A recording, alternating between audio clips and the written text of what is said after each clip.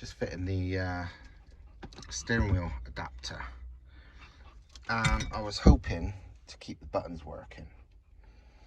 Obviously I've left them all plugged in, but for what reason, don't know. But even though it's all still plugged into the original steering wheel buttons, no longer works. So I'm just not gonna have the buttons. All it means is I can't fiddle through the functions on there. It's not like the end of the world. It was just like a convenience thing. But yeah, that don't work. But the car still seems to run, so I don't think there's any other faults. So I'm just gonna fit the wheel and job done. The wheel I'm gonna fit is just what I've got lying around in the shed. Hopefully it's decent fitment. I ain't got a clue. Last time I used it was on the Volvo. But yeah, these wires here, no use. So I'm just going to, you can't even unplug them. So I'm going to just break them, basically. All right, wheels on. Obviously, no more horn, no more steering wheel functions. Pretty sure no more indicator cancelling, automatic. But hey, seems to work. So job done. Got my old mouldy old steering wheel that used to be on the Volvo. That'd do.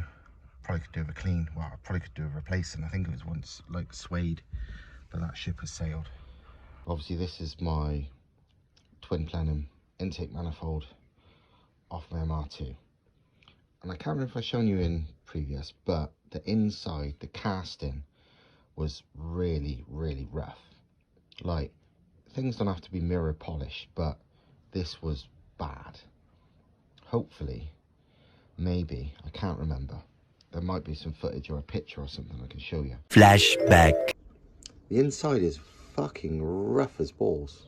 It's, you know, they always say don't make inlets, or is it inlet ports, I don't know, super smooth, because it's the golf ball effect. But this is just rough. I honestly believe there's probably something to be gained from getting that smoothed out. Seriously though, that's like the surface of the moon in there. End of flashback. But now it's pretty bloody smooth. What I actually did was used various size wire wheels, weirdly. At first I was using like a flappy sander. Obviously that only goes so far. So it's like, what's a little bit more flexible and a few more sizes? And then I had a go with some wire wheels, and because it's aluminium and it doesn't have to be perfect, it works really well, as you can see. This kind of thing, just different sizes, bigger and smaller. And I was fitting them to these like drill extensions that I bought for a few quid.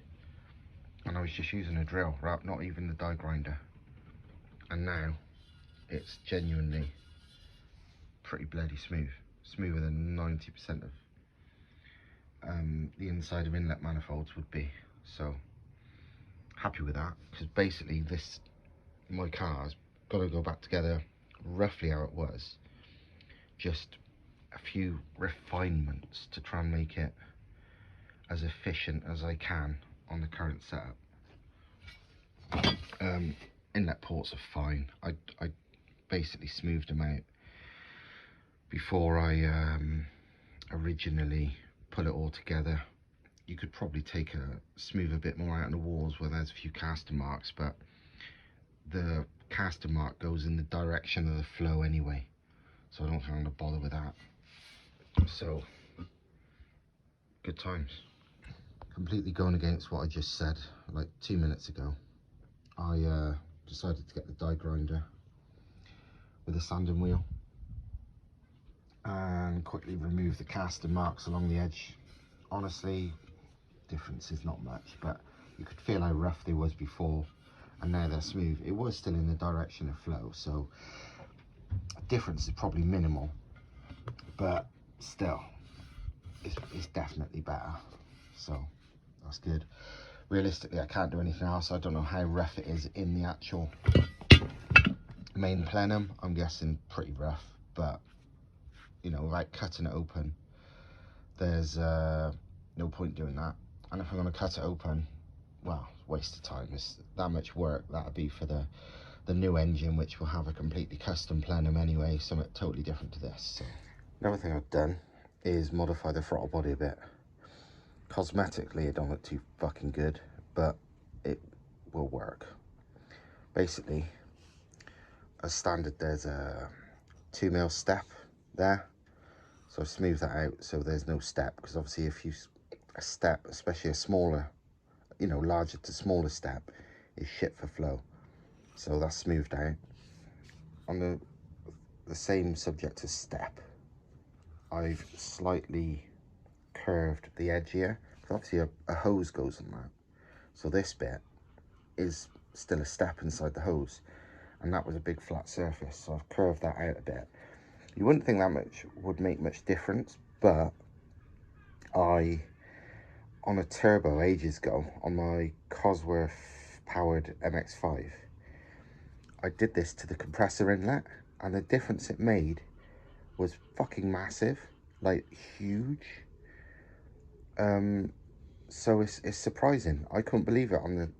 I did it on the turbo because it had a big lip there and obviously the hose on it. I thought, oh, it might make a difference, and the difference it made was gigantic. I couldn't believe it. So I've done it here too. I've also, as you can probably tell, modified the actual spindle, both sides.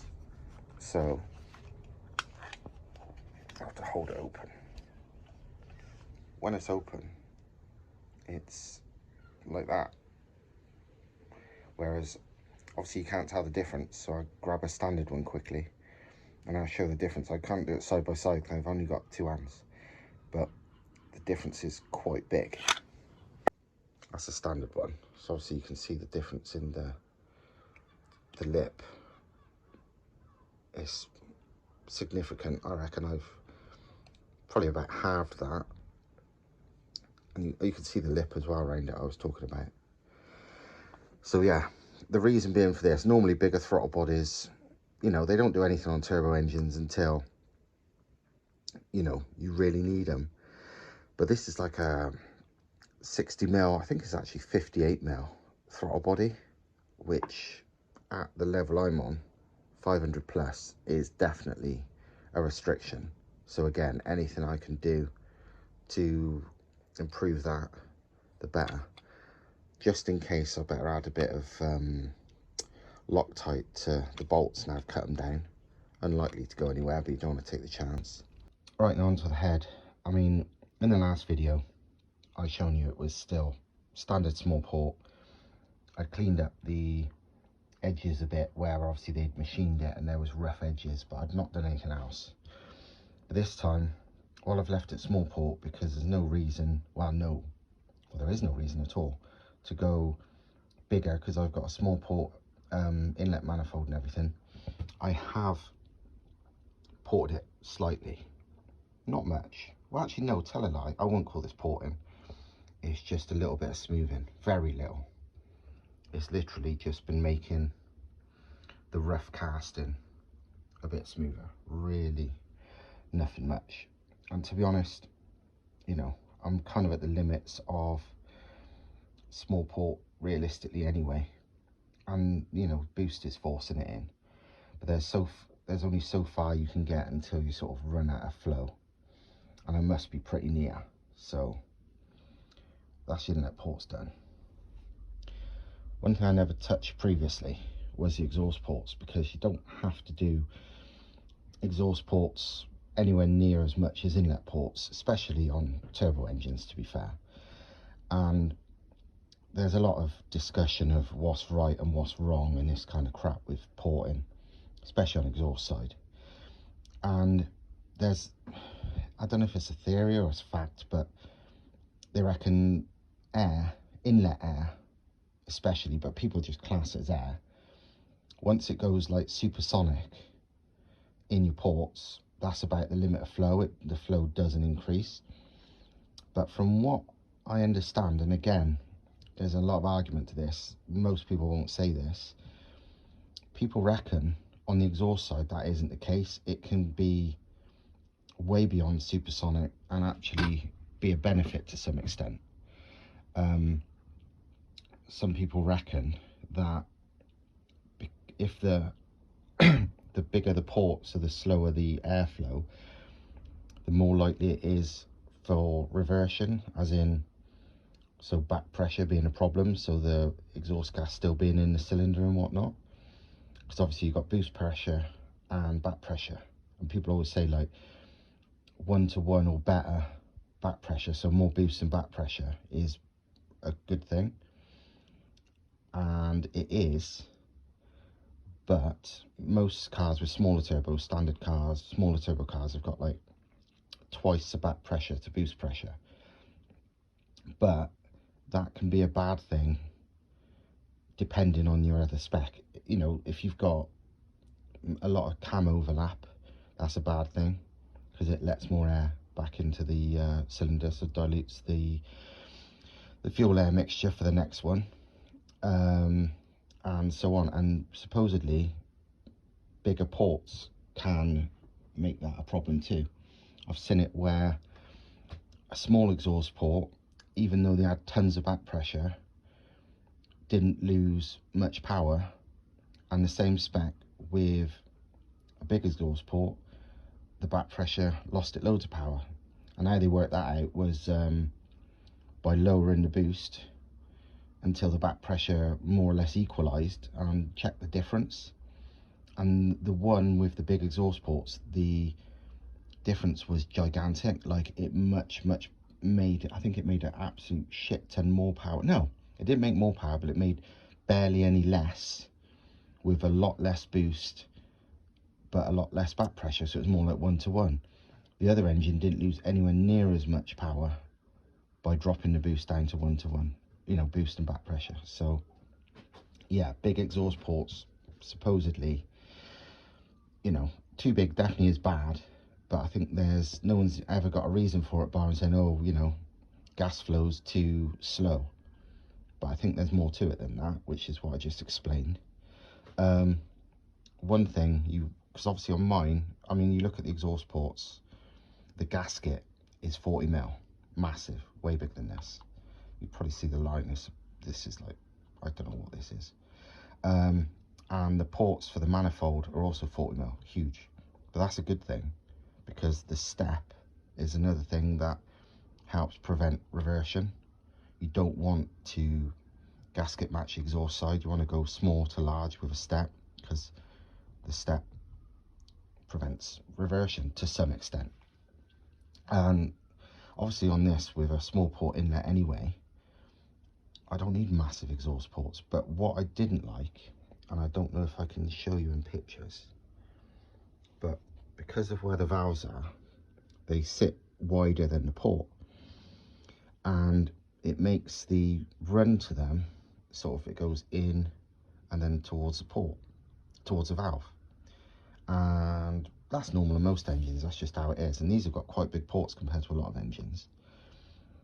But because I didn't want to enlarge the port overall, I thought, you know what I'm going to do? I'm going to oval them slightly.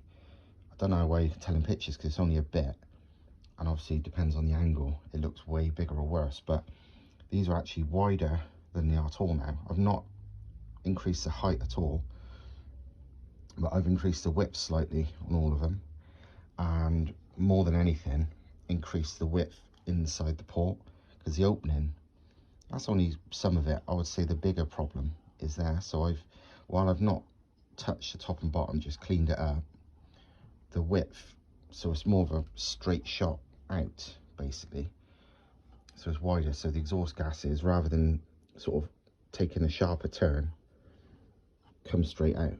And I don't think, because I've not enlarged the ports as such, only a tiny bit sideways, not at all up, it's probably going to have absolute zero effect on like velocity. It might even help velocity, because there's less turbulence now, because it won't be, the gases won't be colliding and fighting so much. That's my estimate anyway. We'll see. As I've shown in the last video, I've shown you my modified combustion chambers, where I removed or smoothed the squish pads, which I did, you know, the original engine setup. I've not just done it, but what also shown in the last video was it was done really rough. You know, it worked perfectly. You've seen the car, but results wise, but you could see it wasn't perfect. It could have been made better. Even I said I would, you know, in hindsight, I would make it better. So I've spent maybe, I don't know, hour or so over time making it better. It's still not perfect. It's still like the kind of shit that if you put it on Instagram or something, people are like, oh my god, that's such a mess. It's like, yeah, you've clearly never seen a standard head in your life then. And my results prove otherwise. But yeah, so I basically just did the same. I've just equaled it out more, smoothed it out more. I've actually, because I did it a lot of it to de-shroud the valves, so I've done it a bit more on the effect of valve de-shrouding, so sort of remove more around the edges of the valves. And yeah, that'll do for that. It's funny when you get to this level, like if you look at it, because nothing's completely smooth and lights and all that changes things, you're doing it by eye a bit, but you have to do it by feel, because that's the only way you know. It's like feeling the difference in the height of the lumps and shit like that. But if you look at it, each thing looks different depending on angle. It's impossible. So you really got to do it by feel. And it's like, yeah, is that the same sort of height lump as that, and all that kind of shit. So but yeah, also, as you might be able to tell, the head has been skimmed. Turns out it was not warped at all. He took the very, very bare minimum off just to check, and he said no, it's absolutely fine. He said it was, you know, good to do it, but didn't need it. As yes, the shed is messy, but that's machine work for you. So yeah, done all that. I've then, because obviously when I got it done, I didn't ask for it to be done like, because if you have an MLS gasket, you have to have it mega smooth. Normal gaskets, normal head skimming jobs, it's not completely smooth. And I got it back and it was a bit rough, but it's like, don't matter, because two things. A, all you have to do is use a sanding block, because it's aluminium. Sanding block, you can make it smooth easy, or smooth enough. And B, I ain't using a MLS gasket this time. The standard gasket is brilliant, and people have made insane power from it. I mean, there is, as MLS gaskets go, or as standard head gaskets go, there's probably no beating it. Even most after, you know, if you fitted an aftermarket MLS gasket, it's not going to be better than the standard Febby Bilstein one. There's just no. The standard gasket is amazing, but there's different types of head gaskets on cars. Obviously, you've got the normal, what do you want to call it, composite gasket, which is, you got the metal fire rings, and a lot of it's like paper card and all that. That generally wants that slightly rougher surface that a lot of machine shops will give you it with, because it's sort of, the paper and whatever squashes into the metal, grips it really with a slight roughness. MLS gaskets, to seal good, you generally want like pretty much a mirror finish, because obviously it's basically metal to metal, so you have to have it super finished.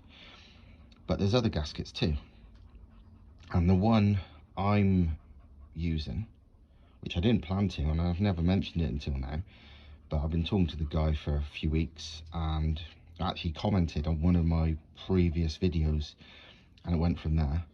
That needs a slightly rough finish, about 150 to 200 grit sandpaper type finish, so sort of like cross hatching the cylinders type finish. So that's what I did.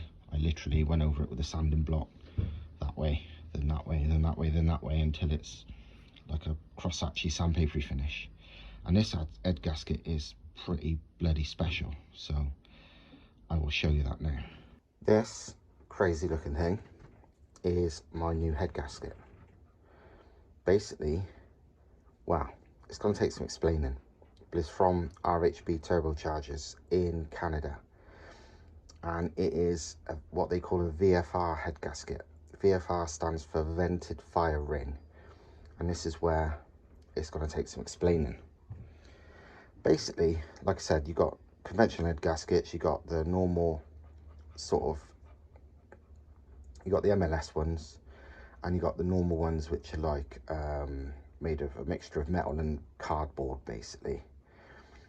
But then there's other ways of sealing heads.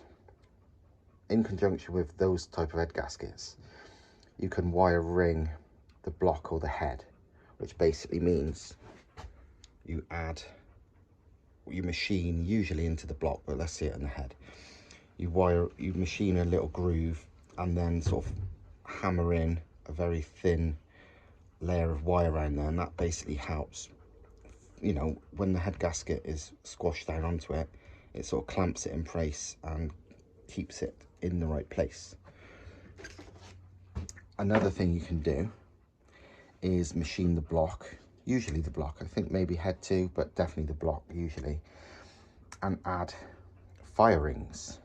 Fire rings are these things, and basically they are the fire rings all head gaskets have got, but they're better and they're separate, they're stronger, but you have to machine the block to put them in place, and that involves obviously machining and a special head gasket that is just the outer bit for the water and oil, and this is in the middle.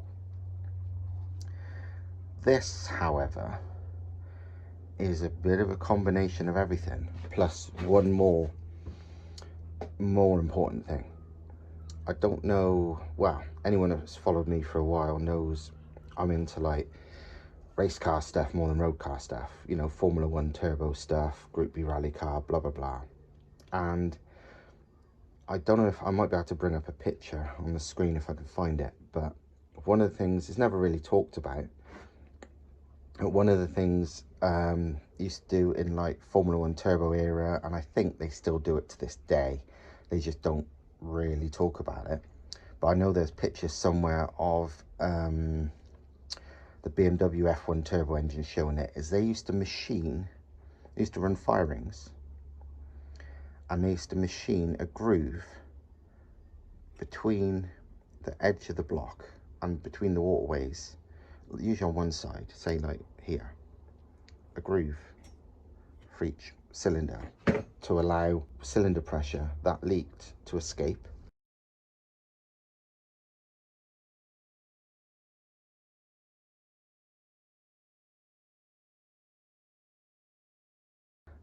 The common thing was that's so if the head gasket blows, it allows the engine to carry on in the race on like 3 cylinders.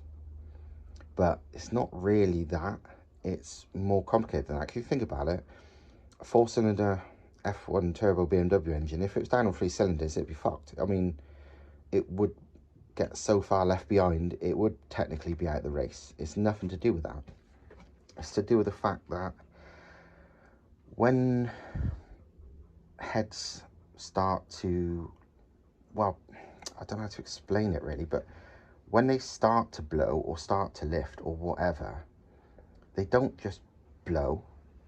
What heads tend to do, because especially they're aluminium and, you know, under this kind of force as things move, they kind of like ripple almost, like they lift very slightly, and it's only they blow when either it gets really bad and like torches something, like melts something, like your tune's that bad it literally melts a hole in the head, or if the blow goes to the water or oil ways. I mean, like on my car at Race Wars, it pressurized the water system, but then we basically pretty much emptied out the water system, and I did another run 193 miles an hour, and it did it. And the reason is because it sort of temporarily lifts, and it only gets bad once it's lifted enough to do that damage. So what they did, and I think they still do on the race cars, is machine these slots so the lift, it doesn't instantly go to a water, oil way or torch, it just escapes, and then it carries on like normal. Literally your head gasket has got, especially MLS ones and stuff, they've got like they go back in place, if you know what I mean. They will lift and then they clamp back down, you know. I mean, it's like minuscule for milliseconds sort of thing, but it happens. So they have these vents, and it is just purely because you're never going to stop fully the blow-in, lifting. It's always, if something bad happens, it's going to happen. You know, firings, again, help stop that, so on. But if the worst happens, the worst happens. It's just tough shit. And this just stops it being terminal, basically. And that is, without any machining, what this is. So let me turn it over and I'll show you. Look. It's basically, you got the firings without needing to machine the block because they go in this head gasket. And it's got the Formula 1 style cylinder vents with, again, without needing to machine the block. It's pretty crazy really when you think about it. Basically the head gasket's a bit thicker, not much. I worked out it probably dropped my compression by about 3/10 maybe, which is fine by me. Good, more boost. Or you could, obviously you could make it up by skimming the head, higher comp pistons, whatever, but when most people are debt limited by compression, slightly thick is good. And yeah, it basically gives the Formula 1 technology and the World Rally Car type technology and all that, so fire rings and all that, because most World Rally cars, rallycross cars use fire rings. A lot of these things use the vents without publicly talking about it quite often, and makes it into one thing without any machining. Obviously what this does, because it was all solid metal, you have to use like high temp RTV around the water and oil ways to seal it, because the normal gaskets often got like the built-in like rubber edging around those parts, but we haven't got that and it's solid metal, so you have to do that. The other downside is you got to make sure you re-torque it after a couple of heat cycles and stuff to make sure it's all clamped down properly. But apart from that, you know, because what it is as well is, even if you have got the leaks, because of the firing setup and whatever, any oil and water leaks are to the outside, they won't go to the cylinders, but you still don't want that, do you? So you got to make sure you seal it properly. But according to the makers of this, which use it at like 40 plus psi on their time attack car and all sorts, you will, you know, as long as you can seal it properly, you will break, you will melt, you will smash everything else before you smash the head gasket or the firings. And it's all reusable too, so even better. They make these for loads of cars. Saabs, Hondas, 180s, I can't remember, it's all on the website. RHB turbochargers in Canada. They're not even like super expensive. Obviously they're a bit more involved than a standard head. You got to be, you know, it's more involved to fit them, more involved to make sure they're clamped down properly, all that kind of stuff. But supposedly, and I'm willing to take this gamble because he seems legit and he's proved it, this could be well worth the difference. Obviously I got the SPA head studs I'm going to use instead of the ARP head bolts, because that might have been part of the issue. And with this lot combined, potentially I'm never going to have an head gasket problem. I can just run more and more and more boost until it is truly debt limited, or maybe even piston limited. Well, no, people have run these pistons to way beyond what I ever do. Maybe not on boost pressure, but on power levels. So yeah, pretty chuffed with this. Obviously I'm still scared that I'm going to be able to seal it properly, but it shouldn't be that bad surely, so we will see.